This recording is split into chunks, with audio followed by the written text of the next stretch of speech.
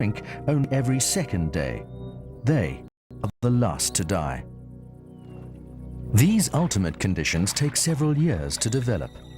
There is a prolonged period of lingering misery, therefore, when persistent poor nutrition reduces the fertility of cows, when few or no calves are born, and when juveniles and senile animals die. For a time, the population seems to stabilize, but throughout the long stress period, the habitat resources continue to decline.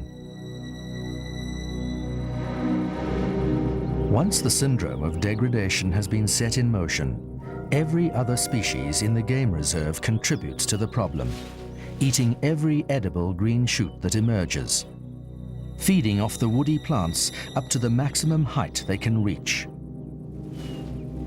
grazing down the green grass on the damp alluvial plains like a lawn, too short to be of much use to the starving elephants. Every live tree becomes a focus of attention, either as a source of food or of shade. Taxed to the limit by the attentions of hordes of animals, one by one these trees die too. Finally, a phenomenon that is often triggered by a severe drought, the whole elephant population simply collapses. Thousands and thousands of elephants die in a single year, in a single drought. The drought is normally blamed for the population crash, but that's not the real reason. The real reason is because the game reserve has been carrying far too many elephants for far too long. In 1972, which was a severe drought year, in Kenya's Tsavo East National Park, a population crash occurred. And in that year, 5,000 elephant carcasses were counted from the air. But knowledgeable experts from that area believe that over 15,000 elephants died. Now, in a drought, animals don't die of thirst. Animals die of starvation, and it is a horrible and terrible death. By the time they die, they are just bags of skins and bone, and they often die alongside their water holes or even in their water holes. And no herbivorous animal escapes the Holocaust. They all suffer. In Tsavo's East National Park in 1972, 5,000 black rhinos died that same year because the elephants had destroyed their habitats. After the population crash, with thousands of elephants dead, the vegetation begins an instant recovery. When the very first rainstorms hit the land, almost overnight, the stumps of trees and rootstock from beneath the ground begin to push up fresh foliage. And because there are now no elephants to eat it off, the regenerating trees grow bigger and taller by the day. By the end of the first year, saplings bristle across the land like the quills on a porcupine's back. And everything begins to look rosy in the garden once again. The few elephants that survive the crash grow fat on the abundant food. Within a year, the cows are once again pregnant, and the cycle of population growth begins all over again.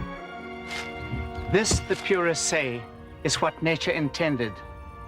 This, they say, is the natural cycle of events, of death and destruction, and of recovery that man must allow to happen. But the real tragedy is hidden within the euphoria of the recovery, for many species of plants and animals have been lost. And we must never forget that national parks are set aside to maintain the natural species spectrum of both plants and animals. They are not zoos set aside for the uncontrolled proliferation of elephants, no matter how big and beautiful they may be.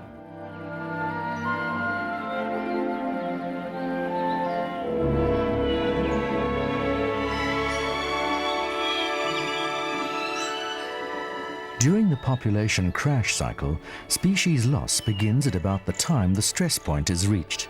And throughout the stress period, more and more species are lost. Species loss only stops when the elephant population crash occurs. But, unlike the remnant vegetation, which recovers once gone, a lost species will not come back. A large and visible species that is always badly affected by an excessive number of elephants is the giant baobab tree. Wherever elephant numbers remain uncontrolled, baobabs will disappear, and they take 1,000 years to reach full size. And as much as I truly love my elephants, in my opinion, giant baobab trees are just as noble and majestic as our big bull elephants. Any game reserve that suffers the effect of an excessive elephant population will experience a catastrophic loss of its species diversity. And each species lost represents a major step towards turning the game reserve into a desert.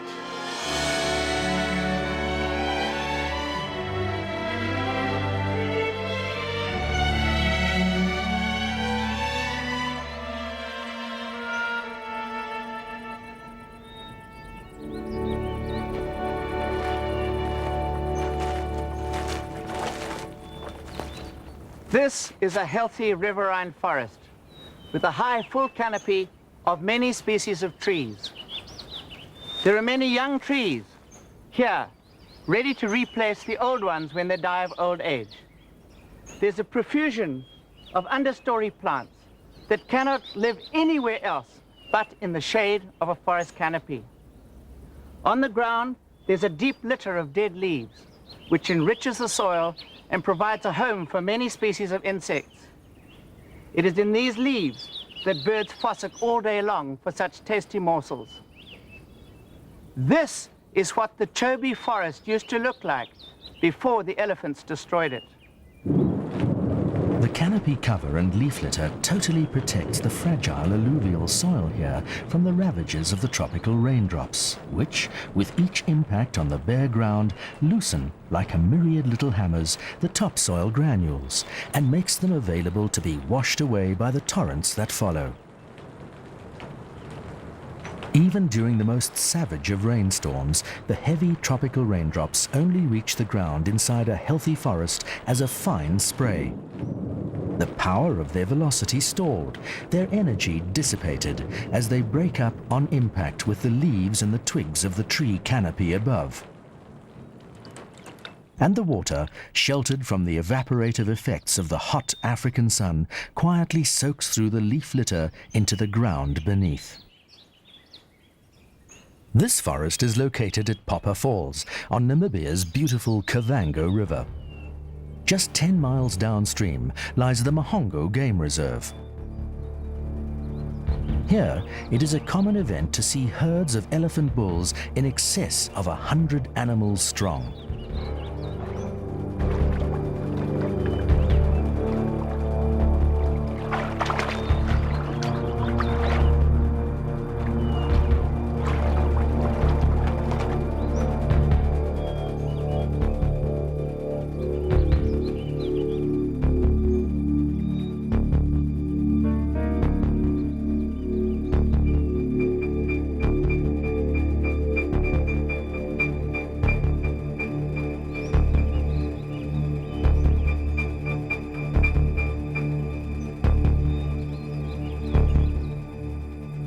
The riverine forest here in Mahongo is exactly the same composition as that which occurs at Popper Falls, but it is oh so very different.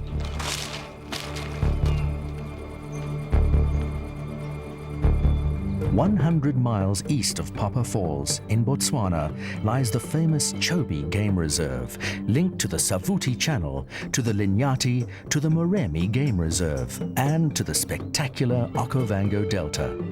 70,000 elephants live in this complex. And here, at Kasane, has been developed a huge tourist industry that is based upon the famous Chobe elephant herds. 30 years ago, wildlife experts first began warning that the Chobe area was carrying too many elephants.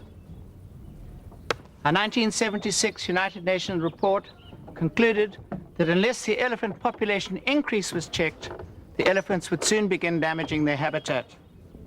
They said then that culling was urgent.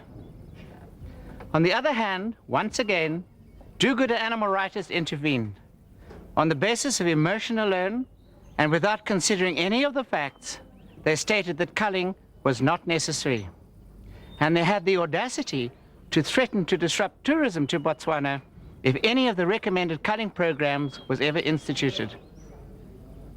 Since the first warnings were offered, the population here at Chobe has increased fourfold, and the effect on the riverine habitats has been horrendous.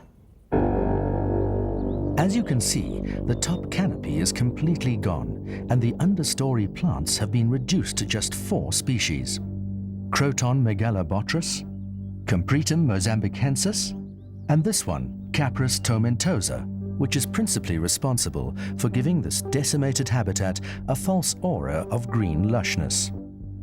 Gone are the forest butterflies and most of the birds. The unique Chobe bushbuck, its protective riverine thicket habitat, now all but destroyed, is under severe threat. Gone is the inches-deep leaf litter on the ground that once helped to protect the soil from the ravages of tropical rainstorms. Everything is Capris tomentosa, everything that is alive. Very little eats it. The elephants certainly don't eat it. The impala do, the buffalo do, the bushbuck do after a fashion.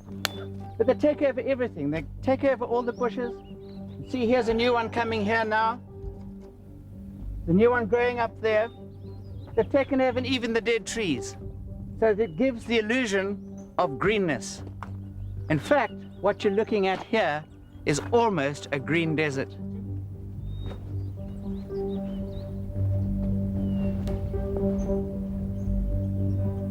The soil here is now pounded daily by many anxious feet, trekking to and from the water. Gone is its protective cover. It is now susceptible to erosion by wind and rain. And when the rains do come, this soil will now be washed into the Chobe River to the Great Zambezi.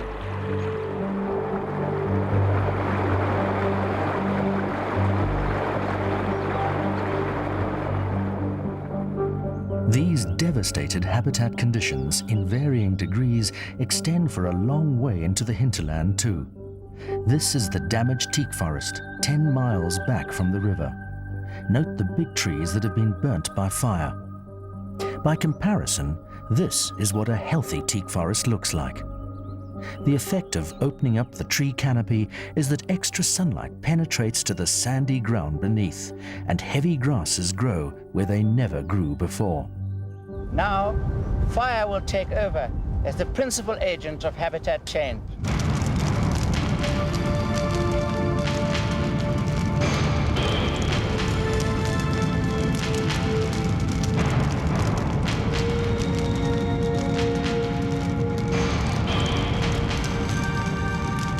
Hot fires finish the destructive job that the elephants started. Seedlings and saplings are scorched off at ground level.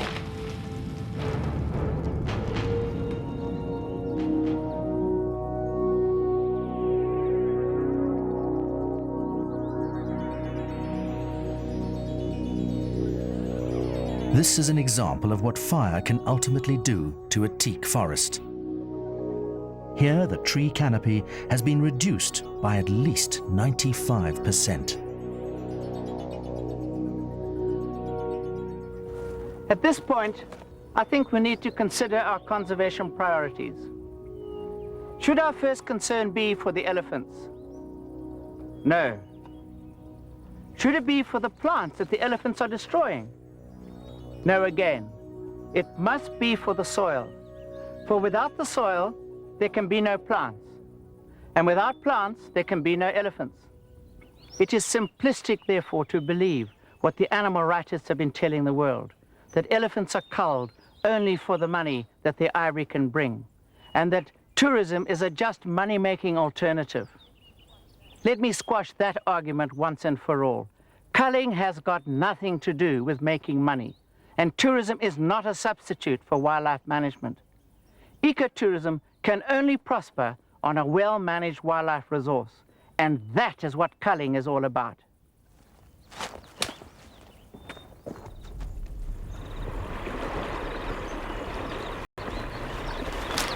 The impressive tourist industry that has been established here at Chobe is dependent on the current huge elephant population that has been established here, and that is clearly not sustainable.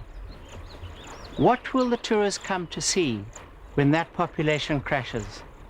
As it surely will.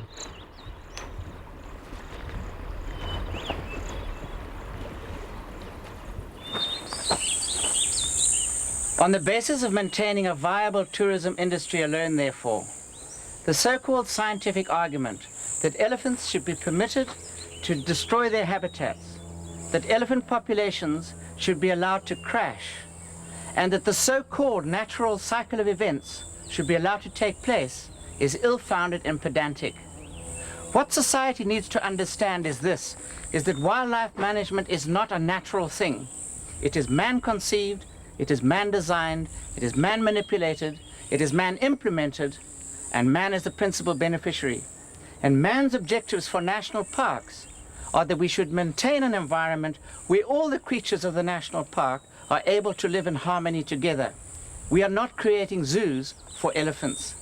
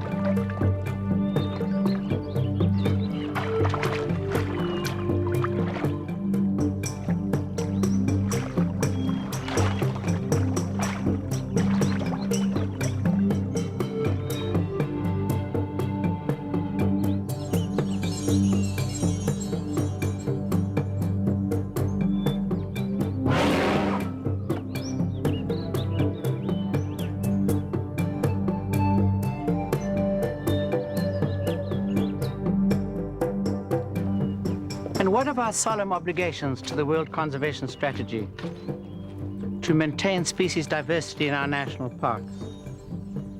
What we must remember is this, is that in a modern-day elephant population crash, species that disappear will never return without the help of man, for the natural bridges that once occurred linking the Chobe and areas like it have gone forever. Sure, to avoid killing elephants, we can intervene after the event, after the elephant population crash has occurred. We can then try to repair the massive environmental damage that the elephants have caused. We can prevent veld fires. We can reseed the forest. And we can certainly introduce many of the large mammal species that had disappeared. But what of the myriads of tiny insect life that have been wiped out? Their recovery will be a hopeless and daunting task. Nevertheless, I doubt if there are any nature-loving people who would object to such man-made remedial actions. Now, and this is a question that always puzzles me, if society can agree that we can repair such habitat damage, why can it not support management intervention that will prevent it happening? And we can prevent it. All it requires is that the elephant population be kept at a level that healthy habitats can support. In the case of Chobe, however, where the damage is already done, we would have to reduce the population to a level that will allow the habitats to recover. And the number of elephants that need to be taken off? How do we determine that? It is really quite simple.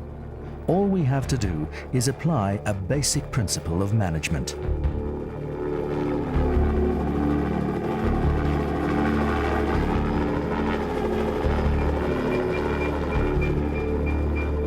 When elephant numbers are at the carrying capacity of their habitat, a reduction of the herds by up to 50% will have no detrimental effect on the population whatsoever. An elephant population so reduced will be sitting within the surge phase of its population growth pattern, and it will bounce back to its former numbers very quickly. You will now appreciate that when a population has grossly exceeded its habitat's carrying capacity, as is clearly the case with the elephants at Chobe, a recommendation to cut the population in half